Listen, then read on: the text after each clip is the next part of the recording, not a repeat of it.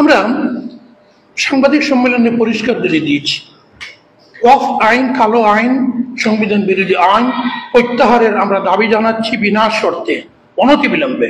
যতদিন প্রত্যাহার না করা না হবে ততদিন পর্যন্ত সর্বভারতীয় মুসলিম পার্সোনাল ল বোর্ডের নির্দিষ্ট অনুযায়ী আমরা নদওয়া, জমিয়ত, আহলে সুন্নত, আহলে হাদিস, জামাতে ইসলামী সব সংগঠন সম্মিলিতভাবে এই আইনের বিরুদ্ধে গণতান্ত্রিক পদ্ধতিতে শান্তিপূর্ণভাবে আন্দোলন চালিয়ে যাব। প্রথম দফার আন্দোলন 10 এপ্রিল থেকে 7 জুলাই পর্যন্ত চলবে। এক্ষেত্রে আমরা প্রচারণা, সচেতনতা সভা করব এবং কালো বেজ পরিধান করে শুক্রবারে জুমার নামাজে আসবো।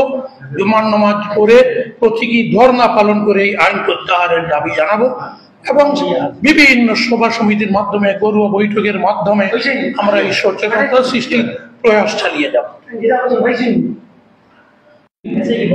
অত্যন্ত অসাংবিধানিক বিল, আমাদের মানুষের মৌলিক অধিকারকে হনন করা হয়েছে। এই বিলকে উদ্র করার জন্য, প্রত্যাহার করার জন্য আমরা আমাদের শেষ নিঃশ্বাস পর্যন্ত আমরা আন্দোলন করব, শান্তিপূর্ণ উপায়ে, গণতান্ত্রিক উপায়ে। আমরা গণতন্ত্রে বিশ্বাসী এবং গণতন্ত্র হলো প্রত্যেকটি মানুষের অধিকারকে সাব্যস্ত করা।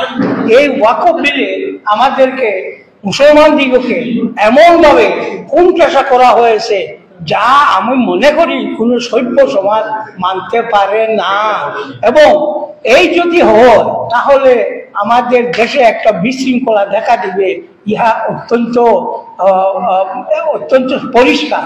তাই আমরা দেশের শান্তি, সংহতি এবং সম্প্রীতি বজায় রাখার জন্য আমরা চেষ্টা করব এবং সরকারের নিকট আমরা আমাদের এই আন্দোলন চালিয়ে জানিয়ে দেব, যত সময় পর্যন্ত না তুমি এই কালো আইন প্রত্যাহার করছো আমাদের সংগ্রাম চলছে, চলবে।